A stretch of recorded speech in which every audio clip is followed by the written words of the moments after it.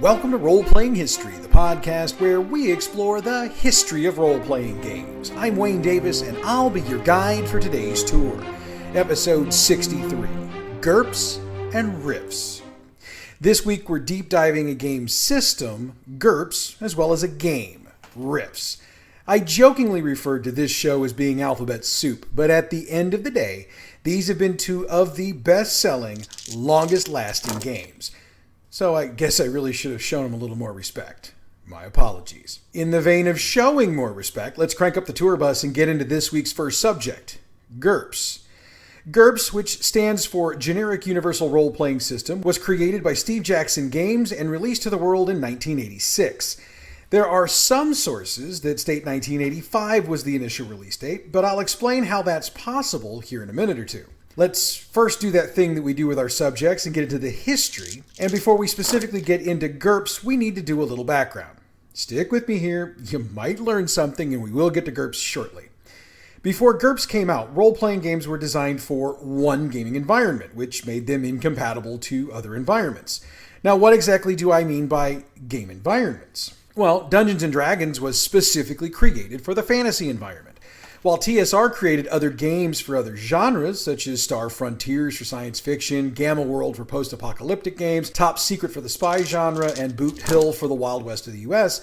None of these games would work in the other game's environment. Part of this has to do with the environments themselves. I mean, a game set up in the Wild West with characters carrying six-shooters and rifles wouldn't fit in well with a group in full armor with a variety of bladed weapons. Be interesting, but the compatibility would be questionable. And by the way, that's if the system being used is even the same from game to game. If you'll think back to us discussing some of these games during the timeline and TSR episodes earlier in this show's history, we noted that while the systems were similar, there were enough differences between them as to make it very difficult to try to seamlessly integrate them.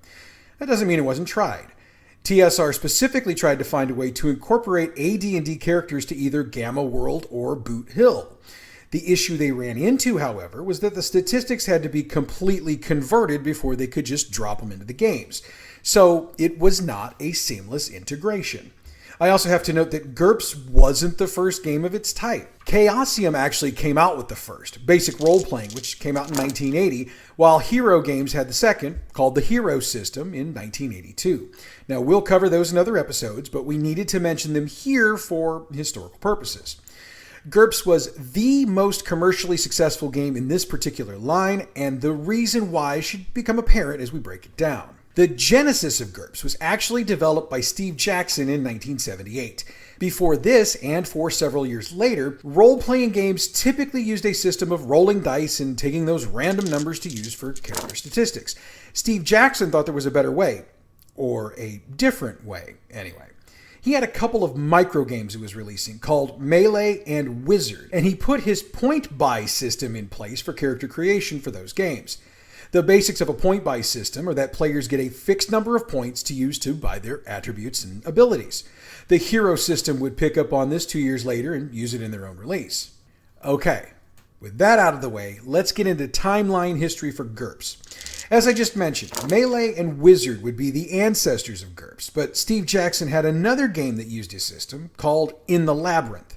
All three were eventually combined to form what was known as the Fantasy Trip, which was marketed as a fantasy game. And all of these here were published by Metagaming Concepts, just in case you were curious. Jackson began weaving the threads of what would eventually morph into Gerps as he went along, including the concept of strength, dexterity, and intelligence as the core ability scores for each character.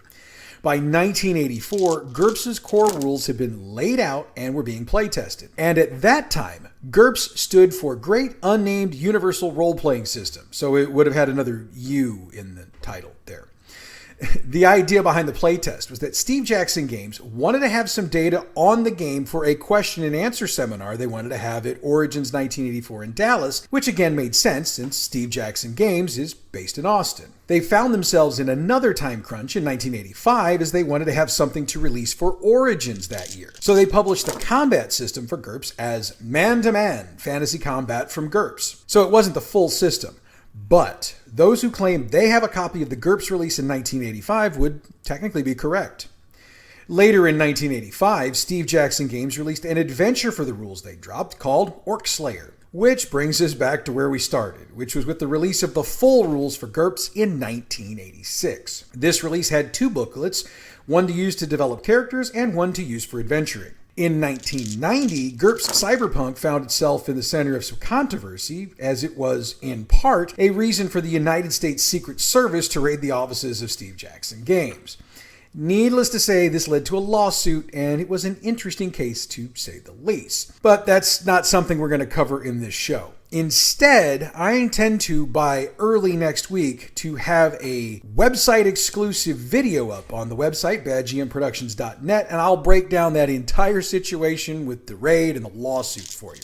Again, that'll be on the website, badgmproductions.net, probably by Monday, maybe Tuesday at the latest. By the way, since I usually make it a point to mention when different editions of a game have been dropped, I should point out that the second edition of Gurps came out in 1987, and the third came out in 1988. One of the stated reasons for having 3 editions released in 3 consecutive years is that Gurps was, and still is for the most part, evolving and growing. And on at least one occasion, it presented a character that would have a life of its own in another format. The release was the 1995 supplement Gurps Illuminati University. The character was Agatha Heterodyne. What format did she go on to be exceptionally popular in?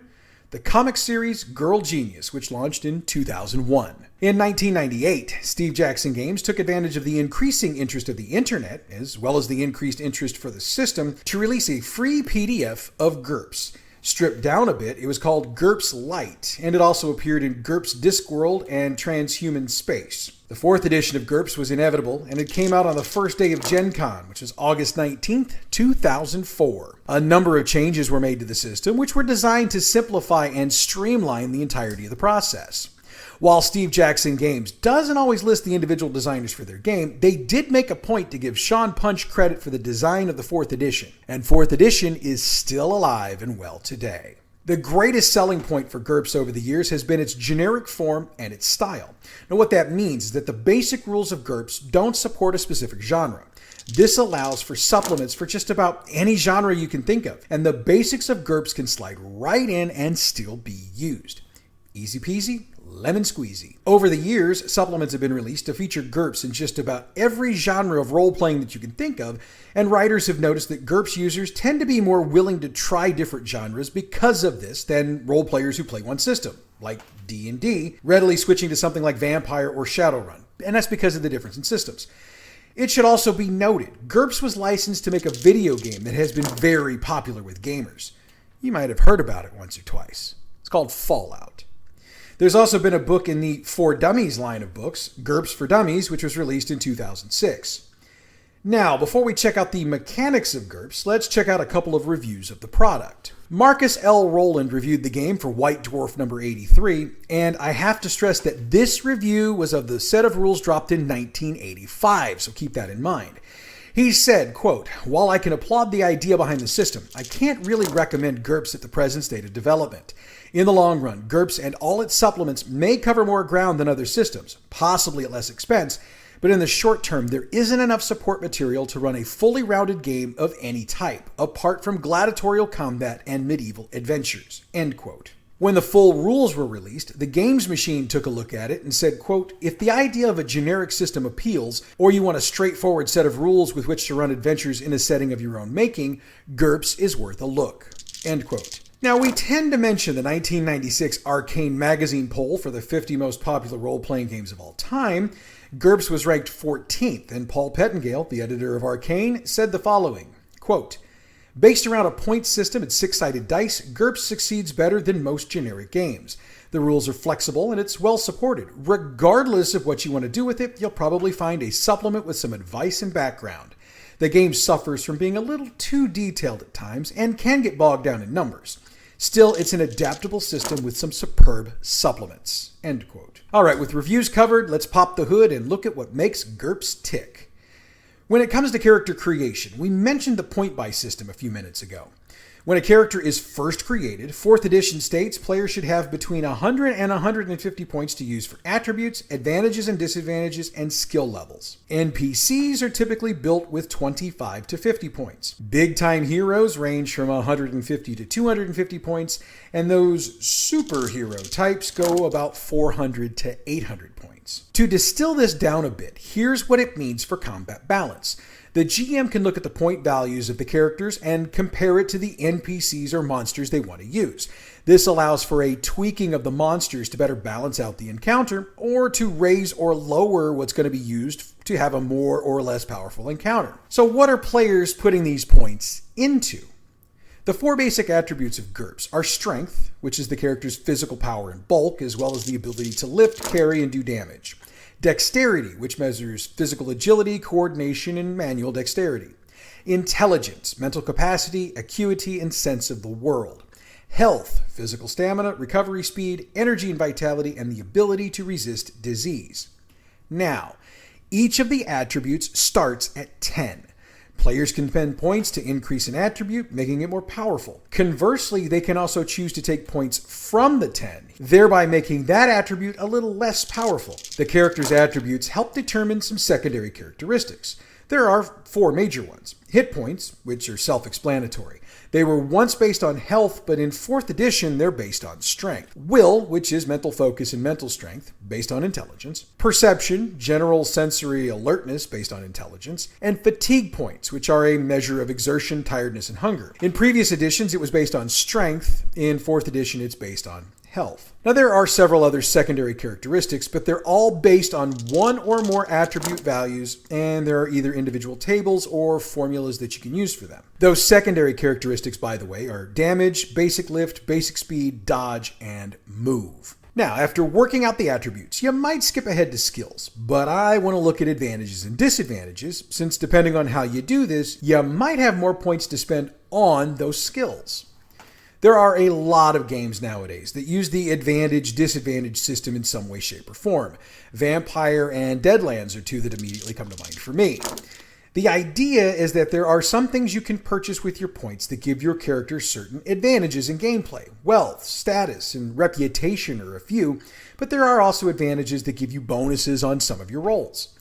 Disadvantages, as some might think, are things that put a bit of a restriction on what a character can do. Some would force a character to be exceptionally honest, poor, or of such a low status that they'd be looked upon poorly. Gurps also has what they call perks and quirks, which are things that can be purchased to give the character a bit of personality. So, here's the mechanics on purchasing advantages, disadvantages, perks, and quirks. Advantages and perks cost character points to take. The values depend on the individual item. Disadvantages and quirks actually give the character points back. Again, the values depend on the individual item.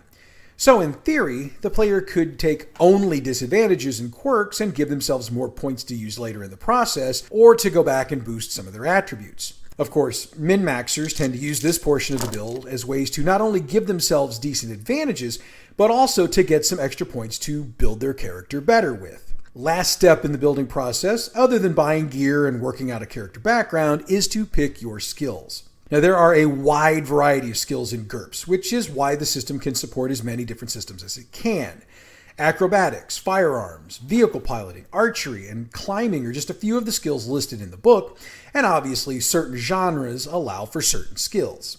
After all, your medieval genre game probably won't have firearms in it, and the chances your post-apocalyptic genre game has some of the more medieval skills in it are also fairly slim. Skills are rated by level, and the more levels you purchase, the better the character will be at that skill. Skills are also rated by category, and those are easy, average, hard, and very hard. Increased levels in the higher category skills are more expensive, as you might expect. And there are also some skills with a tech level on them, so you can differentiate between skills to be used for tech stuff and those that aren't. Yeah, I know, that should have been obvious, but I thought I'd mention it anyway. So once we've built the character, it's time to get down to gameplay, so let's look at the nuts and bolts of that. The dice used for Gurps, as we've referenced a few times to this point, are D6s.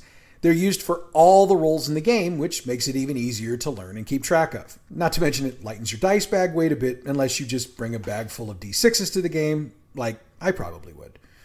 Did I just admit to that? Damn, it's the quiet part out loud again. Anyway, standard dice notation is used for figuring out skill check targets. Since someone, at some point, decided that the average roll of 3 6-sided dice is 10.5, an average skill check is 10. At the time Gurps came out, its system for determining failure or success was similar to AD&D, as low rolls were successful. Needless to say, that system puts Gerps in the minority these days, but in this particular system, it seems to work better. You can't skill check your way out of everything, though, so things will eventually break down into combat. Combat in Gerps works a bit different than in other games, like D&D. Rather than rolling for initiative, each member of the party has a set initiative, which is based on basic speed. Needless to say, the higher that is, the earlier they'll go in combat. Another difference here is the fact that rounds are 1 second. To compare, D&D rounds are 6 seconds. Each character in a combat round gets one action, which is either an attack or a move. A note here would be that there are some actions that are free actions. Those still take up your action for the round, but they can be done at any time during that round, rather than waiting for your initiative. Once we get down to the fight itself, there are two kinds of attacks, melee and ranged. That's the same as pretty much every other game and system out there, so I won't break down those quite like I've been breaking down everything else. The player makes a check against the skill with the weapon they're using, like guns for shooting, though I think that would be obvious.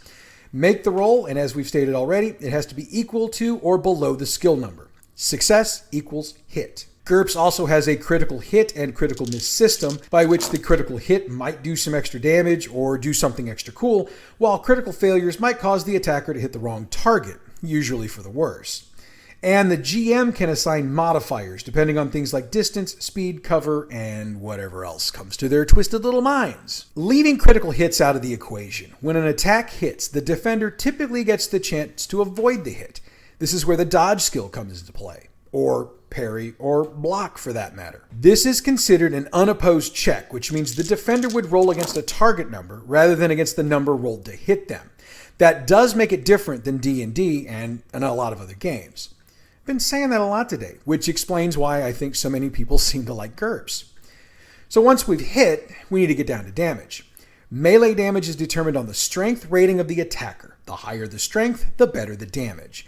Ranged weapons, other than mechanical weapons, do the same thing. Mechanical weapons like guns and bombs have a set damage. Damage comes from the hit points, and there's a system in place to check penalties for shock as characters get hit. This is similar to other games where damage taken causes penalties to other rolls and actions as they go along. And by the way, losing all your hit points doesn't necessarily result in your death. Now, a massive loss at one time probably will, but hit points being whittled away might not, as there are rolls that can be made to render the character unconscious but alive. Okay, there's one more mechanic I want to hit on here, and that's character advancement. This works pretty much the same way as the creation process, as characters are awarded character points at fairly regular intervals, like at the end of the game session or the story. Those points can be used to buy increases in whatever they want concerning their characters, so long as they have the points to do so. There's also a rule in place that allows for a character to improve a skill through study, work, or whatever other actions the GM approves of. On average, 200 hours of study equals 1 character point, though it must be put into the skill being studied. Now, that's different from other games, which typically don't allow for that sort of advancement. That's the mechanics, in a nutshell, for Gurps. Before we move on, I wanted to note that Gurps won the Origins Award for Best Role-Playing Rules of 1988 and was inducted into the Origins Hall of Fame in 2000. In addition, many of the expansions for Gurps have won awards, and that list would be about half of a show on their own. And I'm serious. So with Gurps covered, let's move on to our other topic for today's show, RIFTS. RIFTS is a multi-genre role-playing game released by Palladium Books in August of 1990. Kevin Ciambietta, the owner of Palladium Books, is credited as designer of the game, though others have picked up credits along the years as well.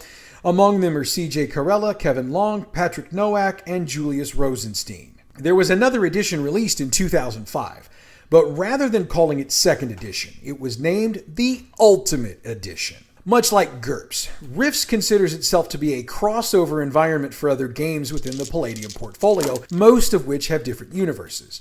They're connected by rifts on Earth that lead to different spaces, times, and realities. These are known as the RIFTS Megaverse. Ciambietta has stated on numerous occasions that RIFTS is an advanced game and is not intended for those new to the concept. Now, I'm not going to hit on a whole lot of the history of the game, mostly because there really isn't a lot of it out there to talk about. I mean, the game was created, it was released, and it's been supported. The Ultimate Edition came out, and that game is still being sold. Oh, and the Palladium website specifically states that the Ultimate Edition is not a second edition. It's just a better version of first edition. Okay. As I mentioned in the episode where we broke down Palladium books, RIFTS has been licensed a number of times over the years for supplements and video games, and the fans have created a ton of fan fiction based on the setting. Kevin Symbieta has stated on more than one occasion that he'd like to see RIFTS games for other consoles, but to this point, that hasn't worked out. In the same episode I referenced a moment ago, I noted that RIFTS had gotten a collectible card game from Precedence. The card game didn't really sell, and Precedence ultimately went out of business. In 2015, Pinnacle Entertainment Group created a series of supplements that would convert RIFTS to their own Savage Worlds system. The combined system was called Savage RIFTS, and there were 8 titles and 2 adventures released under that umbrella. Now here's a rarity for me. I'm not going to put any reviews of RIFTS in this show. Reviewers rated it between 6 and 8 out of 10, and what they liked and disliked ranged far and wide. However, Paul Pettingale really seemed to like it. RIFTS was 22nd in the 1996 Arcane Readers poll of the 50 most popular role-playing games of all time. Here's what Pettingale had to say. Quote, "It's the ultimate in old-style, high-energy RPGs. It uses a class and level system, and its supplements are full of new character classes, as well as weapons, robots, and power armor. Fantasy-style creatures are a bit less common, and tend to be rather conventional elves and orcs, although it's perfectly possible to play a baby dragon. One of the key concepts is mega damage, which is important when you're playing with giant robots and such. This is the game for people who want to have everything possible in their campaigns and then to blow a lot of it up with cool super weapons." End quote. One more fun fact about RIFTS before we get into the setting. The original title of RIFTS was going to be Boomers.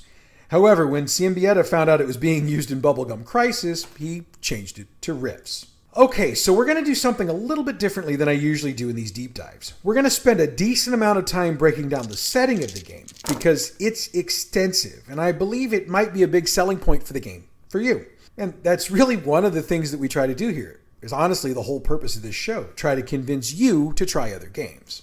Now, like I've said on more than one occasion, the RIFTS world is Earth. However, it's set several hundred years in the future. I've also touched on the rifts on Earth, and they're caused by ley lines, which any Dresden Files fan will remember are lines of magic energy that crisscross the planet. Ley lines intersect at a nexus, and if a nexus surges or is activated, a rift is formed. With those basics out of the way, let's look at what things look like in the world of rifts. Earth has 2 future historical premises in the game. The first is a golden age of humanity, with huge advances in science, technology, military, and society. The world's at peace, as the various nations of the world decided to make tech, not war. The solar system has been conquered, the Earth is in harmony, cats and dogs are living together in peace and love. Okay, you get the picture. Of course, when a setting builds this up, it usually burns it down, and RIFTS does that literally. The second premise is that there's a cataclysm with storms, earthquakes, tsunamis, and volcanic eruptions. These, combined with huge releases of magical energy from the various nexi, which is the plural I'm using for nexus, aligns the planets together for a rare time and helps to lead to the deaths of millions. The rifts that were formed stay open, and all kinds of creatures, both mythical and alien, have poured through to cause their own brand of mayhem. All of these various activities have caused the human race to adapt. They've got powered suits, giant robot vehicles, and a whole lot of personal augmentation. Some are chemical, some are mechanical, and some are performance-enhancing brain implants. Gives a whole new meaning to PED now that you think about it. But anyway, that's an overall of the Earth itself. Let's break down various parts of the Earth. North America has a few very different groups vying to be the top dog. The strongest one is the coalition states. Basically, it's the real-world states of Illinois, Iowa, the Texas Panhandle, Missouri, and the eastern half of Ontario. The coalition is fascist and totalitarian, which allows for some interesting stories and gameplay. Free Quebec is the second strongest. It had once been a part of the coalition, but broke away for a number of reasons. One, it's a little looser in its control than the coalition, but not that much less. Mexico is ruled by vampires who basically see humans as cattle. Moo. By the way, in RIFTS, Mexico has expanded into most of what is the American Southwest, much as it had been before the 1800s in real history. Most of the population of North America is homed in the Midwest, and it's divided into its own portions with their own issues, among which are issues with weapons, food, and magic. Atlantis reappeared, if you believe it ever existed to begin with, right after the Cataclysm, and has a race of supernatural intelligences called the Splurgorth running it. Atlantis is a land of magic and monsters, and also has an interdimensional marketplace where slaves can be bought and sold. The return of Atlantis caused the Amazon River basin to flood, which turned South America into what is called the Land of 1,000 Islands. There are humans and dwarves fighting vampires in Colombia, the Inca fighting alien invaders in the Andes, and an organization of Cusco, Nazca, Arequipa, and Lima working to bring peace and prosperity to the region. Argentina is also working for peace, as there's a coalition of aliens and humans working side by side there to help everyone. Bolivia has their own deal, as free and escaped slaves have formed their own mercenary company that can rival any other. Europe became the vast wilderness it had been in prehistory, with feudal kingdoms breaking it up, much like in history.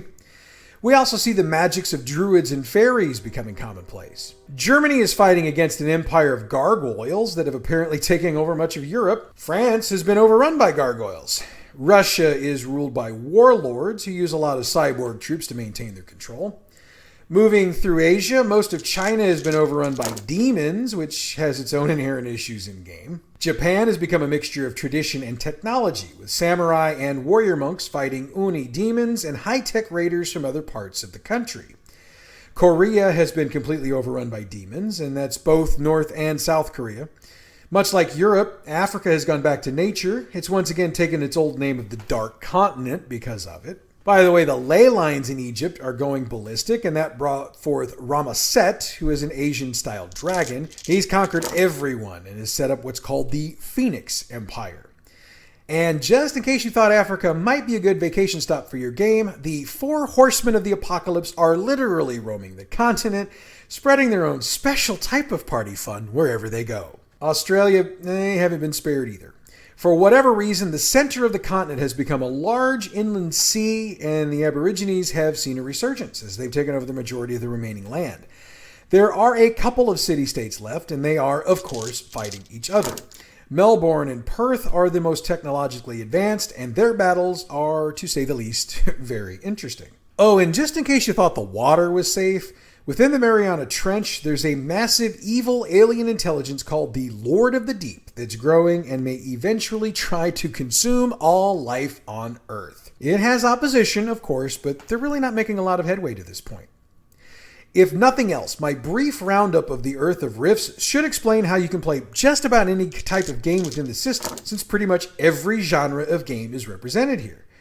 Insofar as weapons and tech in the Rifts world, if you can think of it, it probably exists. And I'm serious about that. There are weapons as simple and as primitive as bows and spears, and as complex as laser weapons and large fighting robots. Of course, what you can use depends on where your game is based. Now that was a pretty big cover of the setting, which, like I said, is something I don't usually do. Something I do like to do, though, is break down the nuts and bolts of the game or system. So, let's get into it. If you get into all of the various supplements over the years, the number of possible character classes is much larger than I could consider covering in one show.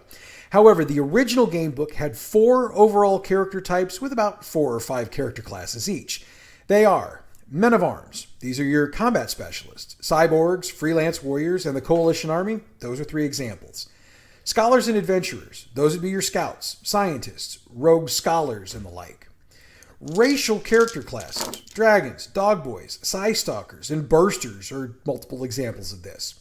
You don't learn these in so much as you would others. You're just kind of born or modified into them. There are also Men of Magic. And I think that's self-explanatory. Once you get your character created, which is a system much like other games we've covered on this show before, it's time to get down to combat and skill checks. Let's start with skill checks. Rifts uses percentile dice for these checks.